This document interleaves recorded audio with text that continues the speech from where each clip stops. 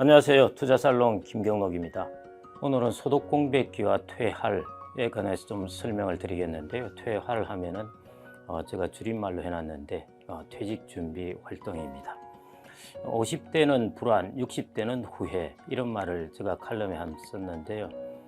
제가 강의 갔을 때 한 분이 이 말이 50대 분이었는데 너무 가슴에 와닿는다고 하면서 자기가 지금 몹시 불안하다는 이야기를 하더라고요. 50대는 불안, 이 불안한 이유가 이제 60대에 뭘 해야 할지 하는 것에 대한 막연한 불안, 되게 크죠. 삶의 변화가 크게 일어나는 부분이니까요. 그 다음에 이제 60대는 후회하는 것은 50대 때 이런 것을 준비해 두었을 걸 하는 이제 후회가 생긴다는 것입니다.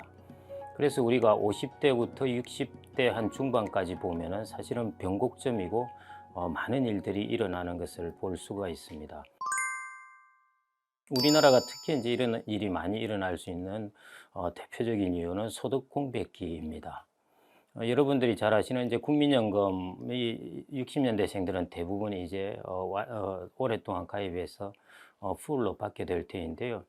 국민연금을 받는 기간과 그리고 정년퇴직하는 기간들이 이제 갭이 생기는 것이고 그게 이제 소득 공백기라고 그럽니다. 미국과 영국 같은 경우에는 나이 차별에 대한 금지 이 부분 때문에 정년이 없습니다. 그리고 유럽 국가들 같은 경우에는 대략 65세 이후가 주로 정년이고요. 일본은 보통 70세가 정년이라고 알고 있는데 공식적으로 법적으로는 60세가 정년이고 국가에서 권고하는 것이 70세까지 계속 고용하거나 재고용할 것을 권고하기 때문에요. 일본의 기업들은 대부분 국가의 권고를 잘 따릅니다. 그래서 일본은 실질적으로는 70세가 정년이다 이렇게 보시면 되겠습니다. 그런데 이제 우리나라는 60세가 정년인데 실질적으로는 한 55세 전후 이러니까 이제 서구 국가들하고 엄청나게 한 10년 정도의 갭이 생기는 것이죠. 이게 이제 바로 소득 공백기입니다. 그리고 우리나라 국민연금은 이제 앞으로는 65세 정도부터 수령하게 될 테니까요. 이 소득 공백기를 이제 잘 준비해야 되는데 그래서 이걸 일컬어서 저는 이제 퇴직 준비 활동이라고 좀 이름 붙여봤습니다. 물론 이제 퇴직 준비 활동은 길게 뭐 향후에 30년 이런 기간을 보고 하는 것도 있지만은 당장 가장 중요한 골든 타임이 바로 이 소득 공백기에 해당되는 한 55세부터 한 65세 사이이기 때문에요. 이 부분을 잘 준비하는 그런 퇴직 준비 활동, 퇴할이 필요하다 이렇게 보고 있는데 이런 용어는 일본에서 사실은 이제 일찌감치 나왔습니다. 퇴할이라는 용어는 아닌데요. 여러분들이 아시는 혼활, 결혼 준비 활동, 그 다음에 종활, 임종 준비 활동이죠. 그런데 우리나라는 아까 말씀드렸듯이 정년과 국민연금을 받는 연령의 차이 때문에 이런 소득 공백기가 생기고 그래서 이런 퇴할이 되게 중요한 것 같습니다. 그래서 오늘은 제가 이게 소득 공백기를 대비하기 위한 어떤 방법들이 있을까, 어떤 것들을 준비해야 될까 하는 것들에 대해서 한 5가지 정도로 나누어서 한번 살펴보았습니다. 이 부분에 이제 이야기가 그렇게 이제 쉬운 부분은 아닌데요. 그 부분을 제가 한번 이렇게 곰곰이 저도 이런 부분을 이제 경험을 했기 때문에 곰곰이 한 5가지 정도로 정리해 보았습니다. 첫 번째, 무엇보다 가장 중요한 것은 이제 근로소득을 계속 이어가야겠다는 자세가 중요합니다. 우리가 60세가 정년이다 이렇게 되어 있으니까요. 공무원이나 교사나 뭐 다른 분들을 이렇게 쭉 보면은 60세를 기점으로 해서 나는 거의 이제 삶의 변화를 크게 가져와야 되겠다. 이런 생각을 하게 되는데요. 그걸 여러분들이 좀 글로벌한 관점으로 보시기 바랍니다. 우리는 60세지만은 다른 서구 국가들은 65세 이상이라는 것입니다. 70세도 있고 아예 정년이 없는 나라도 있다는 것이죠. 그래서 여러분들은 일단 중요한 것이 이제 근로소득을 계속 이어가야 되겠다는 것, 그리고 실제로 이것을 이어가게 하는 것. 이게 첫 번째로 무엇보다 중요한 그런 마음가짐 같은데요. 이제 이런 이야기 생각을 하실 수가 있습니다. 주변 사람들이 과연 그렇게 일을 많이 하고 있을까? 이런 부분인데요. 그래서 실제 우리나라에 최근 변화는 많이 일어나고 있습니다. 제가 이제 주변의 여러 단체들에서 보면은 의외로 60대 중반, 60대 중후반이 되는데도 상당히 활발하게 일을 하시는 분들이 꽤 많습니다. 그래서 통계를 찾아보니까요. 우리나라 60대의 고용률 통계를 찾아보았습니다. 60대 해당되는 사람들 대비해서 지금의 이제 일을 하고 있는 사람 그 비중인데요. 2023년 기준으로 보니까 60대 초반, 60에서 64세 이 같은 경우에 고용률이 64% 정도에 이릅니다. 그리고 60대 후반, 이건 65세에서 69세인데요. 꽤 이제 늦은 나이인데, 이 60대 후반의 고용률도 2023년 데이터로서는 51%로 나옵니다. 꽤 높은 수준인 것이죠.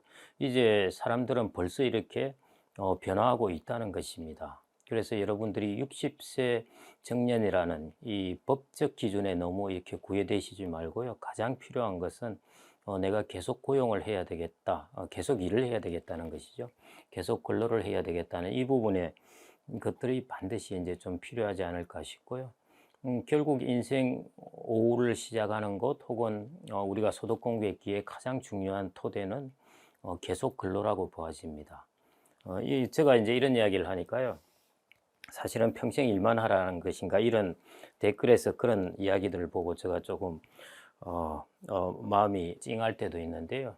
자, 여러분들 이걸 한번 보시기 바랍니다. 우리나라 사람들 어디 가서 제가 여쭤보면은 서구 사람들에 비해서 일을 많이 할까요? 적게 할까요? 하면은 다 많이 한다고 대답하십니다. 맞습니다. 많이 하는데요.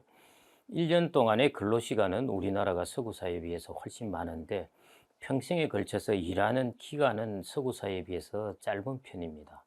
그래서 이런 부분을 여러분들이 이제 좀 비교하셔 가지고요.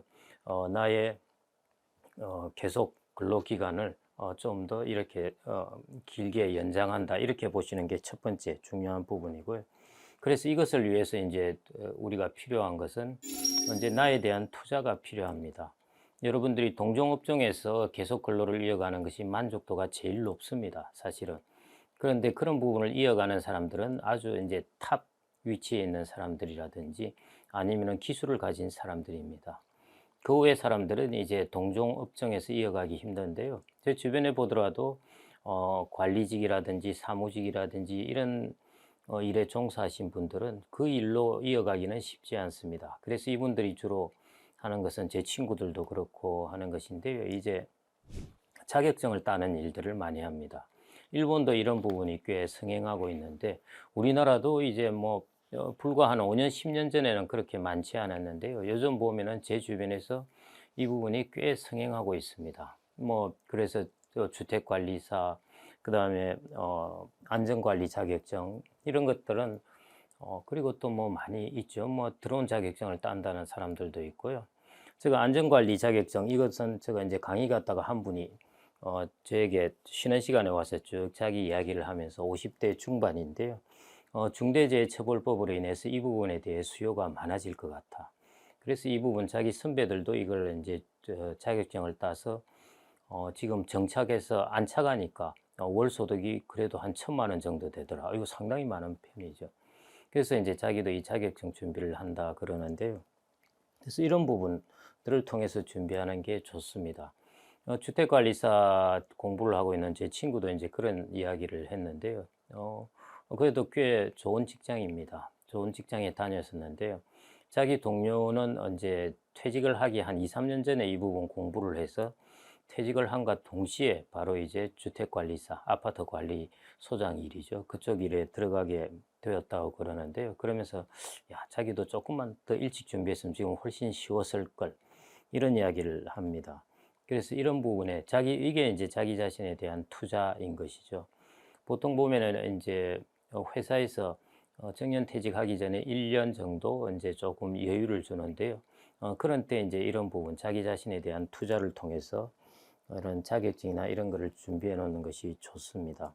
국민내일 배움카드라는 것이 있는데요. 이 카드를 활용하면은 5년 동안에 300만 원에서 350만 원까지 교육비를 지원받을 수 있습니다. 그래서 이런 것들 등등을 이제 우리가 활용해서 나에 대한 투자를 하는 것, 그리고 뭐 기술을 가지신 분은 뭐 기술을 더 깊게 만드는 것, 그 다음에 일반 사무 일이나 관리 일을 하시는 분들은 전문성을 가지려면은 이제 자격증이라든지 이런 것들을 통해서 이제 준비하는 것입니다. 물론 이걸 준비한다고 당장에 이제 취업이 되는 것은 아닌데요. 그래도 이걸 갖고 있으면은 그 기회를 갖게 되는 것입니다. 그래서 이런 부분이 이제 필요하지 않나 싶고요. 그다음에 이제 자산 관리에 해당되는 부분인데 50대 이런 때는 저축 스텝업이 필요합니다. 스텝업이란 것은 한 단계 이제 저축액을 늘린다는 것인데 우리나라가 보면은 대략 이제40대 후반부터 50대 중반까지 소득이 이제 제일 높아집니다.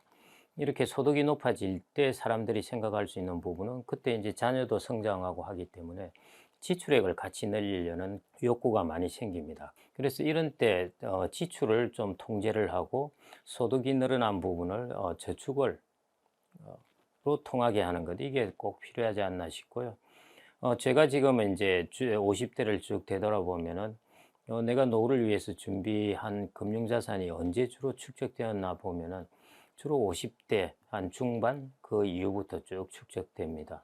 그리고 그 이유가 무엇인가 살펴보면은 운용 수익률이 잘 나서 뭐 이런 부분보다는 그 당시 제가 이제 어떤 회사의 이런저런 시스템을 통해서 강제 저축을 하게끔 되어 있었습니다. 그래서 그 당시에는 꽤 이게 불편하고 어려웠는데요. 그게 한 6-7년 지나고 나서 보니까 이 강제 저축이 꽤 많은 자산을 이루는 데 기여를 한 것입니다. 그래서 여러분들도 소득이 올라왔을 때 저축액을 거의 강제 저축하다시피 해서 스텝업 시키는 것. 저는 이것이 이제 자산 관리에서는 가장 중요한 부분이 아닌가 그렇게 생각을 합니다. 그래서 소득이 증가했을 때 지출의 유혹보다는 이것을 저축을 스텝업 시킨다는 이 생각으로 예를 들어 우리가 세액공제 이것은 연령에 관계없이 900만 원입니다. 그런데 여러분들 30대 소득하고 50대 소득하고 완전히 크게 차이 나죠. 그래서 이런 것 때문에 세액공제 틀에 30대도 그대로 50대도 그대로 머무르게 되는 것입니다. 그런데 그래서 이런 부분을 여러분들이 한 단계 뛰어넘으셔야 되고요. 그 세액공제액을 넘었다 하더라도 1,800만 원까지는 또 비과세가 됩니다. 배당이나 이자에 대해서 비과세가 되는 것이니까요. 이거 효과도 이제 꽤 큰 편입니다.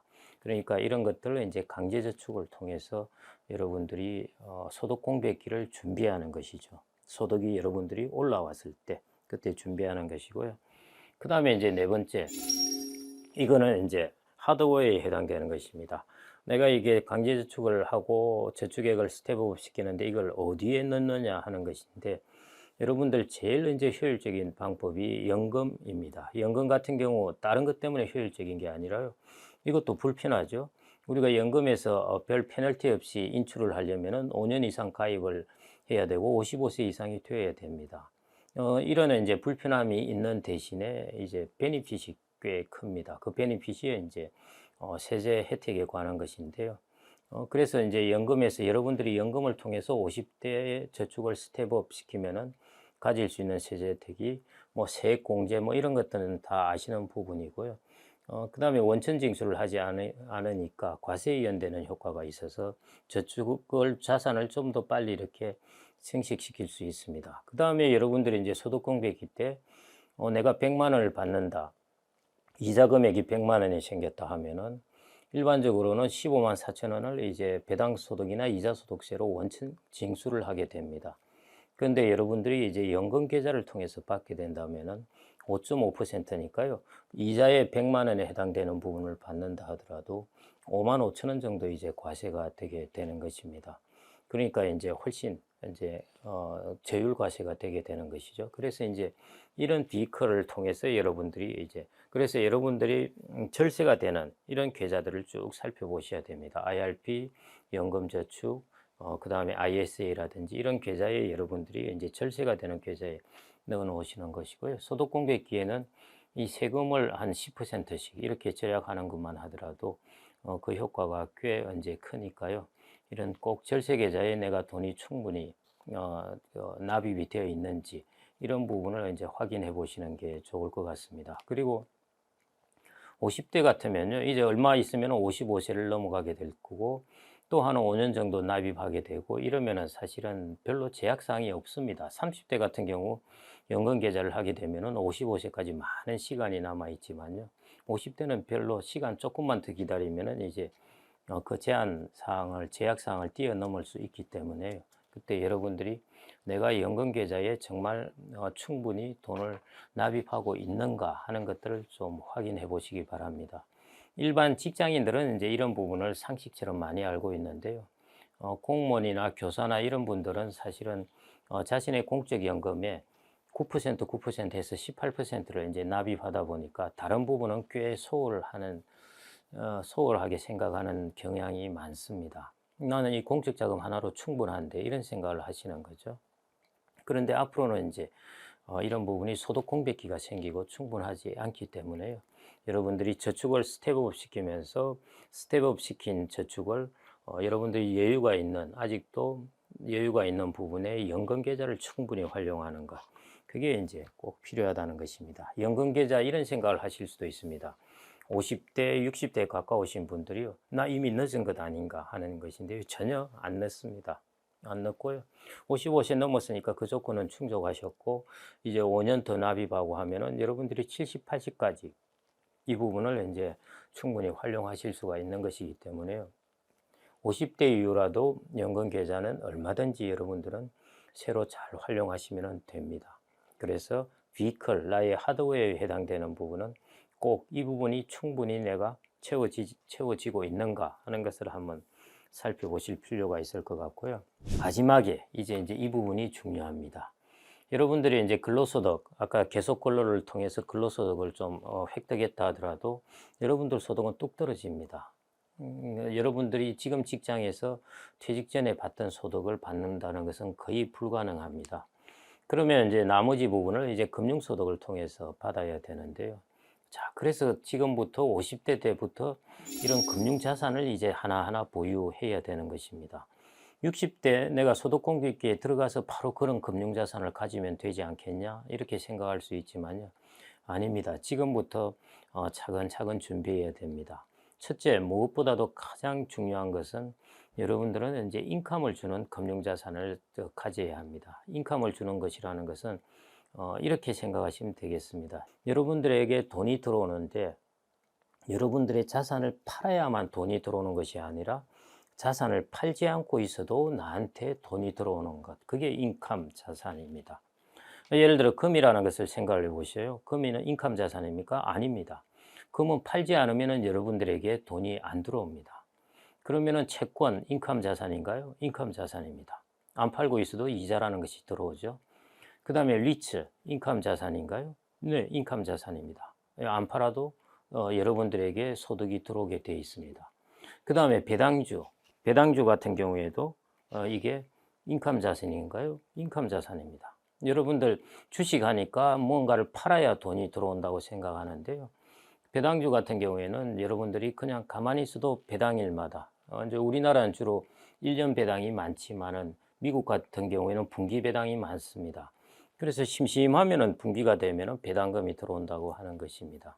여러분들이 이렇게 자산을 팔지 않더라도 나한테 소득이 계속 캐시플로우로 나올 수 있는 이런 자산을 가져야 하는데 제가 왜 50대 때부터 가져야 하느냐 하는 것이라면은 이런 자산이 수익률이 그때그때 다릅니다. 채권 수익률도 다르고요.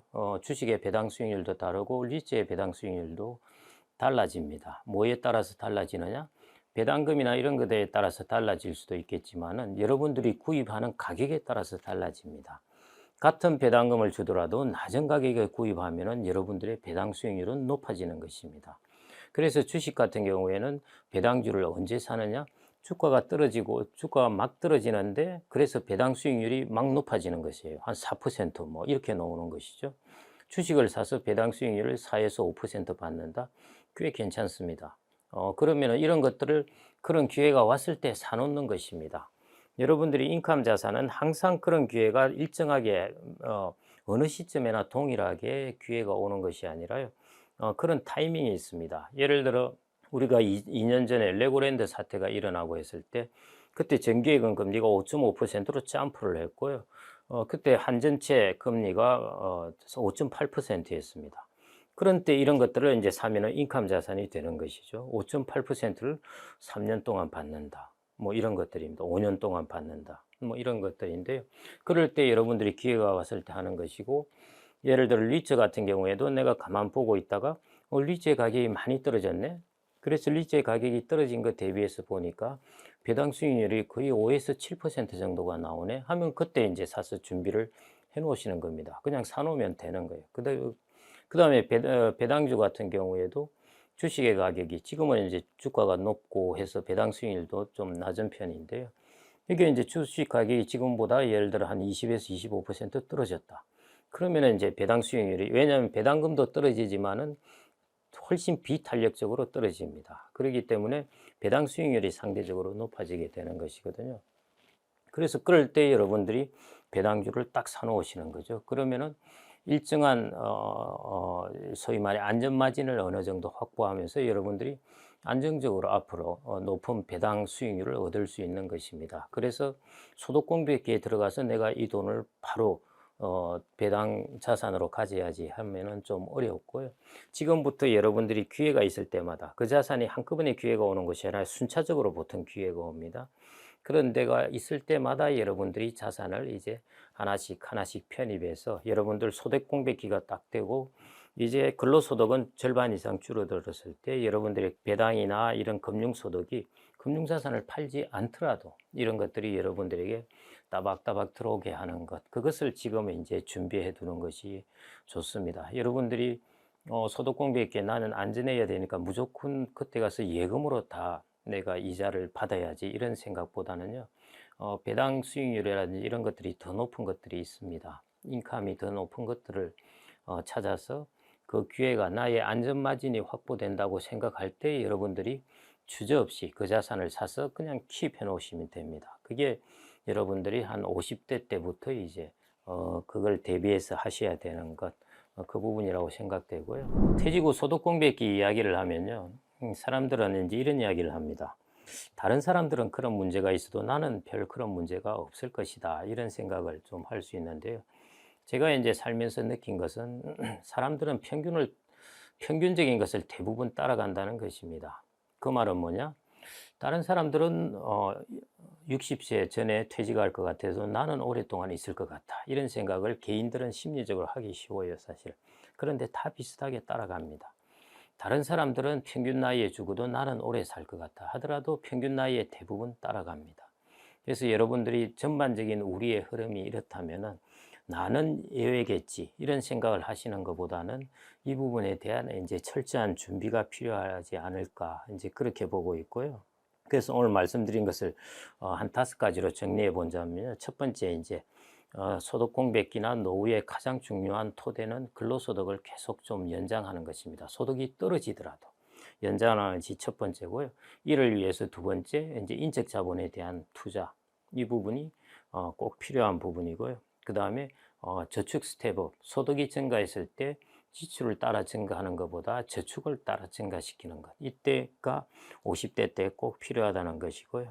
그 다음에 이제 네 번째, 그러면은 이걸 어디에 넣어두느냐 하는 그 비컬, 하드웨어에 관한 문제인데 여러분들이 연금 계좌에 여력이 있다면 그 부분을 충분히 활용하는 것. 그게 여러분들이 소득을 받았을 때 훨씬 세후 소득을 높일 수 있는 방법입니다. 그 다음에 이제 마지막 5번째가 여러분들이 이제 예금만으로 내가 안정적인 인컴을 받기에는 너무 낮습니다. 로우한 것이죠. 금리가 자꾸 낮아지니까요. 그래서 여러분들이 리츠라든지 배당주라든지 채권이라든지 이런 것들이 필요하게 되는데요. 이게 다 이제 인컴에 관련된 것입니다. 이런 것들은 한꺼번에 기회가 오는 것이 아니기 때문에요. 그 자산에서 한 번 한 번씩 기회가 올 때마다 여러분들이 그 기회를 놓치지 말고 딱 자산을 편입해서 나중에 소득 공백기를 대비해 놓으신 것. 이 5가지가 이제 필요하지 않을까 그렇게 생각이 되고요. 여러분들이 이제 이 소득 공백기를 넘기고 나면은 소위 말해 이제 보리고개를 넘기고 나면은 이제 국민연금이라는 것이 이제 들어오게 되고요. 그 다음에 여러분들이 주택자산을 갖고 있으면은 이제 주택자산을 통해서 주택연금을 받으면은요. 국민연금과 주택연금 이 정도 활용하고 여러분들이 남아있는 나머지 금융자산을 여기서 더하면은 그러면은 그 이유를 이제 충분히 안정적으로 보낼 수가 있습니다. 그래서 여러분들이 주택자산을 앞으로 당겨 가지고 주택연금을 활용해서 소득 공백기를 이겨나가는 것보다 제가 말씀드린 그런 5가지 방법으로 소득 공백기를 이겨 나가고 주택연금은 조금 국민연금과 함께 뒤로 미루는 것이 좋습니다. 소위 말해 보리고개라고 속칭 이야기하는 이 부분은 제가 말씀드린 5가지 전략. 그 다음에 이제 국민연금과 여러분들의 나머지 금융자산이 오게 될 거고요. 그 다음에 마지막으로 주택연금을 여기서 더하게 되면은 국민연금, 주택연금, 그 다음에 나머지 금융자산에서 나오는 금융소득. 이것으로서 여러분들이 65세와 70세 그 이후에 이제 금융소득을 충분히 충당하실 수 있을 것으로 보아집니다. 소득 공백기와 퇴할 이 부분 그 준비 활동을 잘 보내시기 바랍니다. 네, 감사합니다.